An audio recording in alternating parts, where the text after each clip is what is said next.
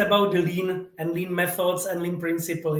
How about you? How about you and lean principles? Is it something that you are using, or is it for you, some buzzword, or you just hate it? Because so tell me, how about your within these 15 years and your experience? Yes. Good question. Through the 15 years, I think that through the 15 years, I have a different approach to the lean, and it's maybe a hard question for me about the lean because I'm extremely, how can I say, a perfectionist person. So or not hard. I probably have a gift to make order somewhere where it's hard to make the order, but for me it's really hard to how can I say, explain to somebody why it's necessary to be lean, because from my point of view, the lean, respectively, the way to be efficient is key, especially today, especially on the Europe region. We talk about it, and I don't remember who told this on some on some of the podcasts that I heard, or maybe different source. Doesn't matter.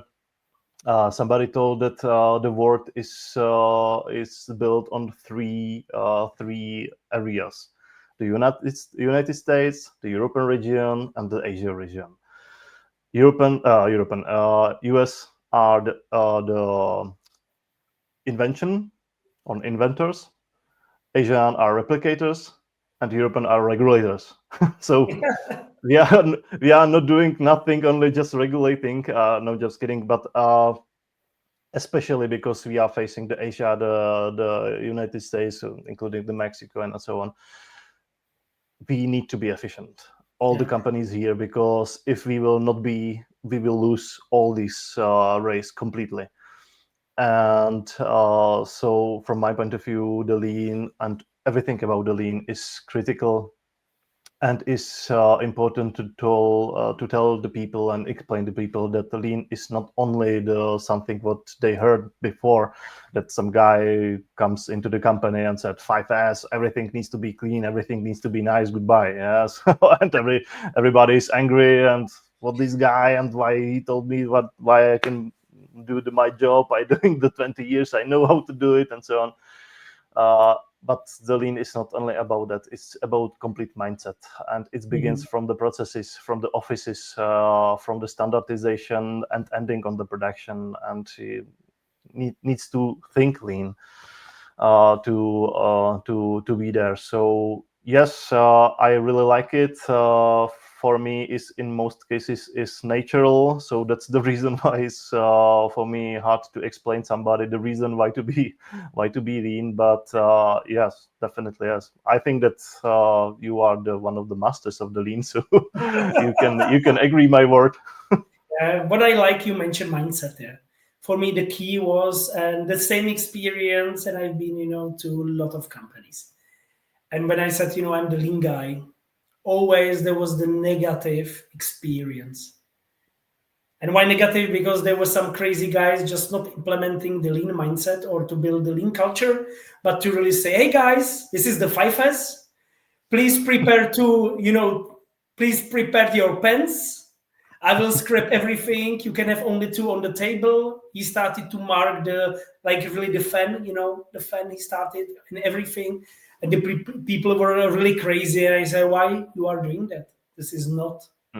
And this is the method, and the methods, it is the majority of the tools is really from Toyota and the Japanese, and 5S is from Japanese Toyota.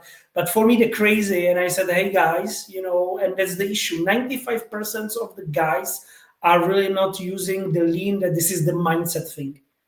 It's not the tools, the sets of tools, and these tools are, the 100 tools. It depends what you put under the lean umbrella. But one what I really like, and you can do it everywhere, and it's the Kaizen.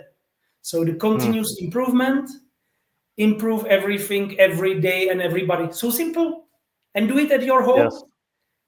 So yes. It's so brilliant, and that's it. So for me, really, when somebody tells me, lean is just for the big OEMs like Toyota, Volkswagen, no guys, lean is the mindset thing, and it's for everybody. And when everybody will be lean, just imagine how we will be faster, flexible, in the mindset. If everybody contributes, in Europe we have hundreds of million people. If everybody will start to behave lean and improve the things, wow, that would be the paradise. So for me, why not? Why not? Don't be Yes, silent, exactly. Billy. Exactly. You mentioned it nicely, the continuity. I think that nothing is so extremely important as a continuity itself, because it's not about that you change something from day to day and that's all, and that one change makes everything great. Definitely not.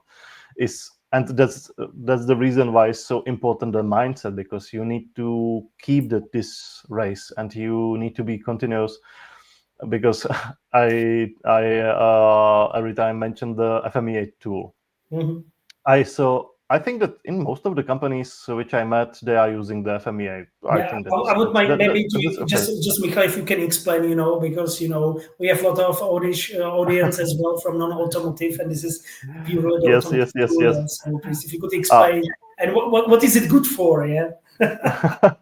yes, yes, yes. I'm not sure if I explain it correctly as you, for example, because you know the theory behind rapidly well. But FMEA as a tool for the, how can I say, sharing, using the knowledge, best practices into the one place and eliminate the issues set up by the some priority and Mhm. some kind of, how can I say, useful of the solution. But what I wanted to mention is that I saw the FMEA tool everywhere, but I every time ask, why you are using FMEA? You know, you are, and everybody told, oh, it's beginning. We are need to, how can I say, skip some problems and so on and solve some problems. And after the project, or on the end of the project, where it's related to FMEA, I asked, and what we are doing with the FMEA? We have that, and that's all. I mean, that continuity is not about using the one tool from the zero to final again, and start it from the zero on each project. And every time I ask where you have the result, what you grabbed on that. The FMEA is nice to collect the best practices, the Mhm. lessons learned, and everything. So now you finish the project, you have the FMEA, you have this knowledge, and what you are doing with that. We remember. Okay. If you remember and you leave the company will probably don't remember. Yeah, I didn't see, or maybe several times, but in most cases I didn't see the work with the data, what the knowledge, yeah, how you transfer from one project all this knowledge from the FMEA to another projects, and how you can rise and how you can continue with developing of this know-how. Because when you are starting again, you are keep the knowledge only some bottom level, and you never use it and in effective way. And it's not only about the FMEA. It's a nice example of how the lean thinking, or generally this efficiency needs to be approached. You need to continually use it and implement it and take care. And it's same like an investment. When you start with investment, it's few dollars on the beginning. First 5, 7, 10 years, nothing will happen. But on the on the following, for example, 20, 30 years, the curve will rise up, and the lean method is, from my point of view, absolutely the same. So it's not about when you order the specialist which come into the company, say do that and goodbye, yes, and we are lean. Not it's about just that this guy like you, maybe me, just taught you that's the way how you can handle it, but you need to handle it. I cannot make your lean. I can say you how efficiency be lean, but you need to Mhm. be lean. To to teach them the principles, and this is Mm, why you are the interim. Interim means that it's not forever, yeah, it's yes. temporary. Yeah. So with this one, it's very important really to embrace the culture, to find the principle, and as well to build with the management really the environment for the people to be able to contribute to the Exactly. kaizens and to the improvements. And for me, and you mentioned this FMEA, it's a perfect risk management tool. I have some issue. I'm really, as you mentioned, to grab all the best practices and think how often this issue can happen, how severe it will be, and based on this, to drive the action. And I love the tool. It's not difficult. What I don't like generally is not the tool, it's the approach to this. Because Mm, I've seen so many FMEAs and I knew it's a bullshit. Hey guys, you did mm, it because I'm the customer. Hey guys, because I'm the consultant. So you wanted to make me happy, but this is not to make me happy. This is to really think in the team. And I also always, what I as well saw is FMEA done somewhere in the corner by the process engineers or by the quality technicians, mm, but not as a cooperation. Is a teamwork, with the technological department, process engineers, quality guys, production guys, shop floor operators, because this should be, done together. And if it's done mm. together, and if it's really embedded, and if it's implemented, and if it's standardized, then for me it's good FMEA. Otherwise, it's just the Yes, bullshit. And unfortunately, exactly. 99% I saw the bullshit because they do it Mm, just because the customer requires, mm, because management requires. Hey guys, it's for you. Just do it because it exactly. makes your life, easier. And this is good. The lean tools make your life easier, and this is about it. I would now maybe mention, one of it is, can you tell us some, what you are really proud, maybe some projects, or, that's something that you really were implementing, and in the end, it was a big success. So you were really proud. You were proud of you were proud of your team. You were proud of your colleagues, or, something that, you said, hey guys, this was great. Nice question. I'm just thinking if I have some one significant or so iconic example.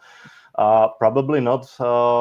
But as I said, I'm not so much focused for the lean itself, but for the to the field of the industrialization.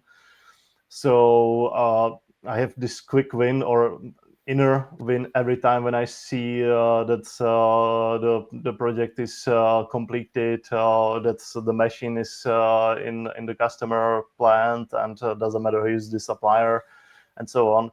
But what I really enjoying every time is probably the standardization, respectively Mhm. setuping of this relationship customer and supplier, because you need in most, and it doesn't matter if it's supplier or customer in the companies, working people which they know the company, which are specialists, but in most cases the people have the, how can I say, straight view, and perfectly know their can I say field, but don't Mhm. know the another field. And with combination with the communication, because communication is not only that you are speaking, but also that somebody listening and that understanding. It's crucial, and this is similarly opposite way. When somebody tells you something, it's not only that you listen what the guys spoke about. You need to understand what you want to tell you. So I think that this is the most of the struggling point, because the customers, respectively the production companies, perfectly know what they would like to do and so on, and most of the cases requires nothing or everything.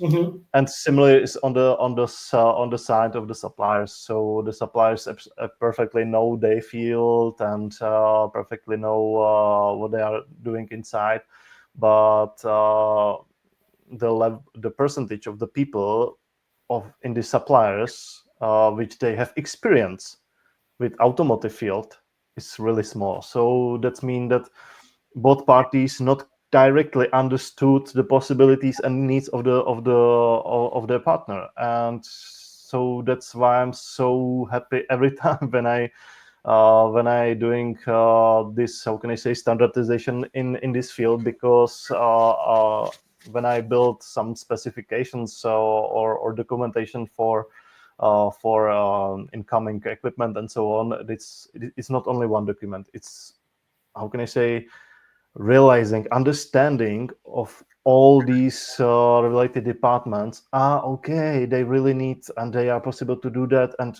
yeah, we probably don't need this is because this is just something worth mentioned in the specification, but it's for us absolutely not important.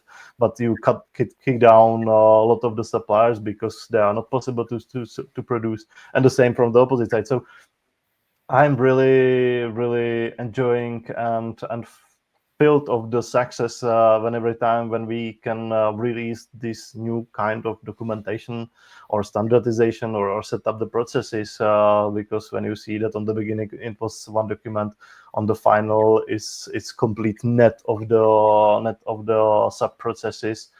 And in most cases it's hand to hand with another tools inside, especially the departments which are responsible for in the automotive field. We are speaking about process engineering, mechanical engineers, That's it. Yeah. or industrialization, doesn't matter. All these departments are really often set up without, how can I say, connections to another departments, or with not Mhm. strictly defined the borders, so you have What I no see, working responsibilities. in silos, yeah, working in silos. Yes, That's yes, quite yes, yes. often. Yeah. So Coming opposite, Michal. Now these were the successes. So my question now: how about the fuck up? Yeah, within 15 years, have there been any fuck up that you would say, "Wow, I just messed it up," mm, or finally just a mess? Uh, yes, lot of them. Again, probably no one which makes, how can I say, something extremely bigger, but yeah, especially earlier on my career, or in the beginning of my career, it was fuck up behind fuck up. I mean, for example, when I learned first days in the SAP program, the Yeah, RP program in the company, I had to know my account, so I used the account of the guy which trained me, and unfortunately, this guy have the how can I say, the permissions for almost everything. So when I ordered some material, the second day, the supplier called me that they are loading the ninth of the 10 in total trucks of the steel, and the 10th one will be one day late because they are full stack off. But just we need only a few sheets of the metal. But yeah, okay, just that's. just So how many? just a How little bit different number. How about did he really send 9 tracks, or you were able to finally manage it with the support of your team? No, but they begin with loading the tracks. So Okay. positive point was that they had consignation stocks inside the company, so that means that there is no paid for that. But yes, there was one day of work of the company of the loading, and without this question, if the last one can be late, probably the second day all in the company will or was shocked by the order of the tracks in front of the That company. would be unbelievable. Yeah, I would really love to see you would have the queue, the traffic jam, because Michal ordered Yes, yes, tracks. yes, Yeah. yes, But yes, yeah, yes. So a lot of that's these pretty things. cool. So I'm now coming, to the last question, because and my question is, what advice would you give to young people? You know, you Mhm, are already more than 15 years of experiences, who would like to work in your field, who would like to work in the industrialization, maybe not a mm, consultant, but maybe the engineer mm, or even the interim manager. What would be your advice to them? mm. Yeah, probably 2 points. One of the things which they're important are experiences. And I'm not talking about you need to spend 20 years in the industry before you start with that, because the automation industrialization is a lot of the ways how you can work with that as a process engineer, as a designer, on the supplier side, on the customer side, doesn't matter. And but the experiences there still makes a huge role, even in the today of technologies and so on. The experiences are still the crucial for that, because when you need to think about how to automate some process, you need to as much as possible ways how to automate something. Mm-hmm. And this is about the experiences. So one of my recommendation, be humble to gaining of the new Mm-hmm. experiences from the another people, from another sources, even that from when you are looking into the YouTube videos 2 hours every day. It can be helpful because you can see a lot of the things. So don't be arrogant that in 20 you can do everything, and be humble in that. And second one, I think that open your mind, absolutely Mm-hmm. open your mind, because uh, yeah, now I've spent a lot of the time in last years with teaching, with knowing, with the reading of the books, with the teaching of the in the fields which are not directly in hand.